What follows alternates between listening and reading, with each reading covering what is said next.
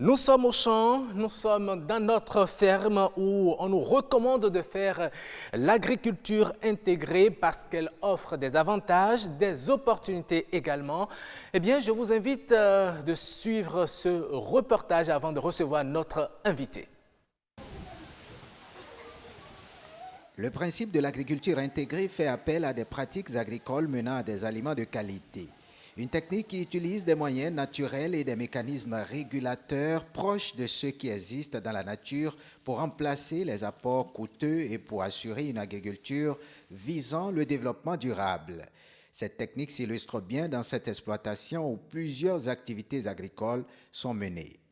Le promoteur a fait l'option d'une production diversifiée, un choix qu'il justifie. C'est des activités qui sont traditionnellement menées de façon séparée. Où je suis pisciculteur, je suis cuniculteur, où je suis éleveur des pondeuses et tout. Et moi, j'ai choisi de les mettre ensemble pour profiter de l'effet de synergie et du recyclage qui sont un antidote intéressant contre la pollution. Aucune activité n'est isolée dans cette ferme. Les différentes spéculations produites sont liées. L'eau des barques sert d'apport extérieur pour fertiliser le sol. Le technicien en génie civil s'est également engagé dans l'élevage des poules pondeuses. Le copeau de bois étalé dans le poulailler pour les pondeuses, après quelques semaines, avec la digestion des poules, le copeau se dégrade. Il faut le renouveler. Et lorsque je le renouvelle, ce copeau de bois devient de l'engrais organique que j'utilise au jardin. Donc ça m'évite la sortie.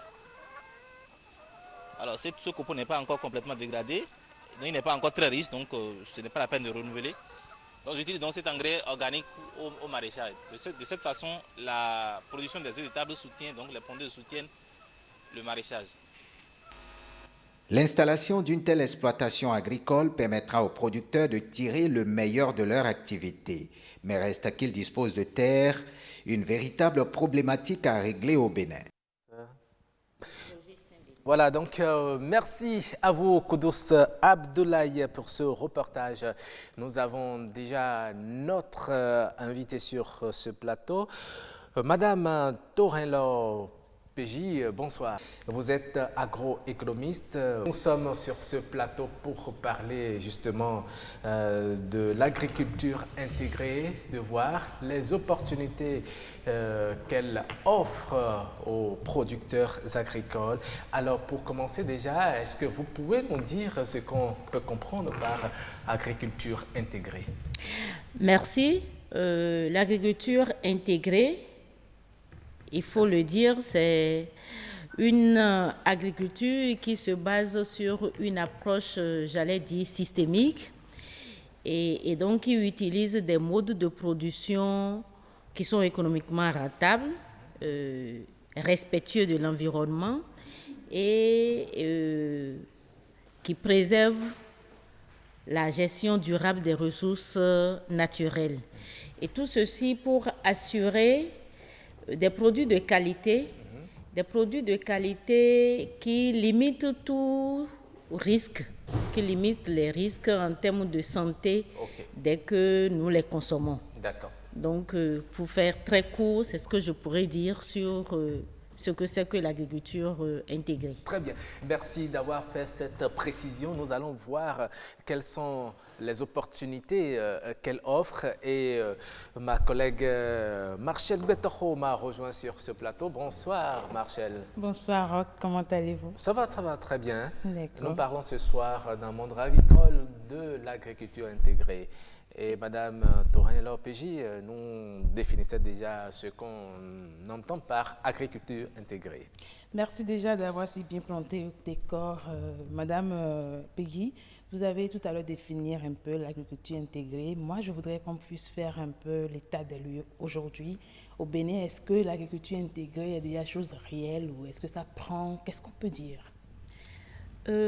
Dire que l'agriculture intégrée n'est pas chose réelle au Bénin ne serait pas rendre hommage à la vérité. Parce que quand même, nous avons au Bénin l'un des centres qui fait véritablement la promotion de l'agriculture intégrée. Je veux nommer le centre Songhai, qui s'est démultiplié dans beaucoup de départements de notre pays. Et c'est d'ici que beaucoup de pays de la sous-région viennent prendre. Donc, nous avons le vivier par rapport à l'agriculture intégrée. Mais ceci étant, ça c'est un exemple, ça c'est aussi un centre de formation. Mais au-delà de la formation, dire quand même que nos agriculteurs ont pris la mesure de la chose et font véritablement de l'agriculture intégrée, ça reste, il y a un que peu ou quelques... bien beaucoup. Ça reste beaucoup. Ça reste beaucoup parce que nous sommes beaucoup plus habitués à l'agriculture conventionnelle. Voilà. L'agriculture conventionnelle, c'est cette agriculture qui utilise les intrants chimiques de synthèse, les pesticides et autres. Et c'est dans ça que nous avons toute la grande majorité des producteurs de coton, par exemple, et autres, ils évoluent. À côté de ça, nous avons l'agriculture biologique qui est à l'autre extrémité. Donc, à ces deux extrémités-là, il y a au milieu, je peux dire, l'agriculture intégrée.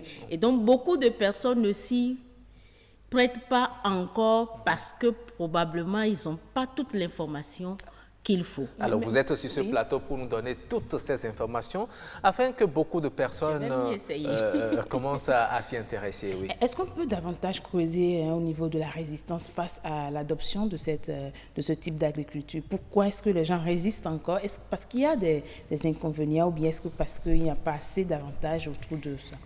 Je ne pense pas qu'il faille parler de résistance.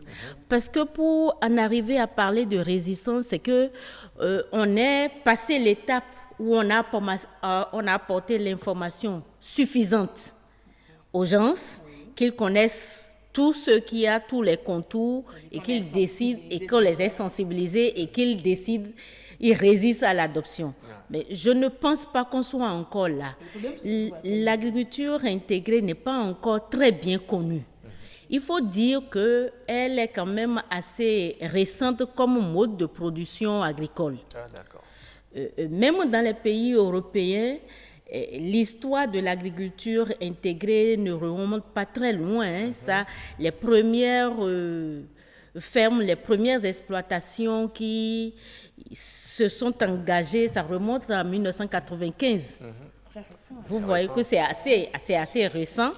Et donc, quand bien même les premières interlocutions, les premiers débats autour de ça, quand bien même ça remonte autour de 1948, mais il a fallu jusqu'en 1995. Donc, ça voudra dire que, en fait, beaucoup d'agriculteurs ne sont pas au courant, de mon point de vue, de cette forme d'agriculture. D'accord. Dites-nous alors, quelles sont les spécificités de l'agriculture intégrée? Les spécificités de l'agriculture intégrée, d'abord, c'est une agriculture qui vise à exploiter les interrelations naturelles et les mécanismes de régulation naturelle qui existent entre des unités de production. Ce que j'appelle unité de production, par exemple, c'est que sur une exploitation, par exemple, le reportage nous a montré, il fait de la production vivrière, il fait de l'élevage, il fait de la pisciculture, de la pêche. Donc, la production du maïs, ça c'est une unité de production, unité de production végétale. Il fait de l'élevage, fait de la unité de production animale. Il fait de la pisciculture, c'est aussi de production halieutique. Et donc, dans une exploitation, quand on s'engage dans l'agriculture intégrée, c'est utiliser les relations, les interrelations qui doivent y exister entre ces différentes unités. Par exemple, si le maïs qu'il produit va rentrer en ligne de compte pour l'alimentation de la volaille, et ça peut aussi rentrer en ligne de compte pour la préparation de la provende des poissons. Et de l'autre côté, les fientes des volailles Ça peut servir d'engrais. tout ce qui est déchets, plus les débris des cultures qu'il a mis en place vont rentrer dans le compostage, vont être utilisés pour restaurer la fertilité du sol qui produit. Du coup, ça l'amène à ne pas être moins dépendant des intrants qu'il doit acheter de l'extérieur.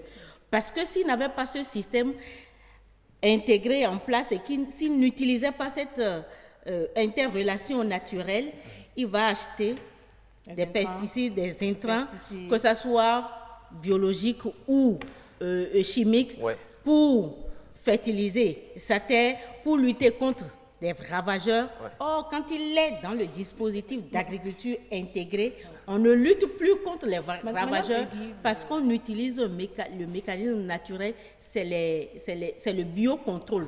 Donc, c'est les insectes, les insectes, les animaux naturels ou les plantes naturelles qui luttent ou dont la présence... Ça, c'est très important. Vous exposez tellement bien l'agriculture intégrée qu'on n'a pas envie de vous couper. Mais moi, je veux savoir, en face de toutes ces opportunités que vous venez d'énumérer, parce que j'appelle ça des opportunités, il n'y a pas de contraintes liées justement à ce système d'agriculture intégrée. Très rapidement. Oui, il y a des contraintes, il ne saurait pas en manquer. Et puis ces contraintes ne sont pas très spécifiques non plus.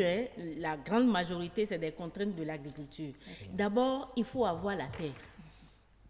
Ça, c'est un premier problème. Même les jeunes qui sont formés à Songhai... Est-ce qu'on a besoin d'une grande superficie pour pouvoir faire l'agriculture intégrée? Non, ce n'est pas forcément d'une grande superficie qu'on a besoin, mais on a besoin d'accéder à la terre. Ces jeunes qui sont formés au centre Songhai, eux tous n'arrivent pas à s'installer. Pourtant, ils ont été formés dans un système d'agriculture intégrée. Ils n'arrivent pas parce qu'ils n'ont pas assez. Il n'y a pas que le centre Songhai qui forme en matière d'agriculture. Il n'y a pas. Mais le label aujourd'hui, dans notre pays, c'est quand même le centre. Oui, mais avoir accès à la terre, c'est une première équation difficile à résoudre. La seconde équation, c'est avoir le financement. La seconde équation, c'est aussi le financement. Et la disponibilité du marché, parce qu'on produit, il faut quand même écouler les produits. Oui, en fait, disponibilité du marché, de mon point de vue, ne pose pas véritablement de problème. Parce que et quand vous rentrez dans l'agriculture intégrée, je disais tout à l'heure que ça offre des produits de qualité. Et quand ça offre des produits de qualité, vous allez sur le marché, les gens sont disponibles à prendre. Mais vous-même, agriculteur, vous avez de quoi vous nourrir. D'accord. Vous comprenez? Très bien. Oui. Je pense que c'est un sujet qu'on va ramener probablement. Oui, on va ramener le sujet. Parce qu'il y a beaucoup de choses encore à voir, à dire autour. Malheureusement, en télé, c'est le temps. Aussi, ce que les agriculteurs ne comprennent pas, c'est quand même une agriculture qui non seulement préserve l'environnement, ne pollue pas, mais qui offre plus de revenus que si on compare ça à l'agriculture conventionnelle. Très bien. Qualité des produits. Étant donné que vous êtes agroéconomiste, nous allons revenir sur le sujet. Vous allez nous faire vraiment une évaluation de ce gain, de ce que l'on gagne en allant à l'agriculture intégrée. Merci Madame Pégi Torello d'être passée dans cette émission. C'était très intéressant, votre contribution. Merci également à vous, Marcel Gbetoro.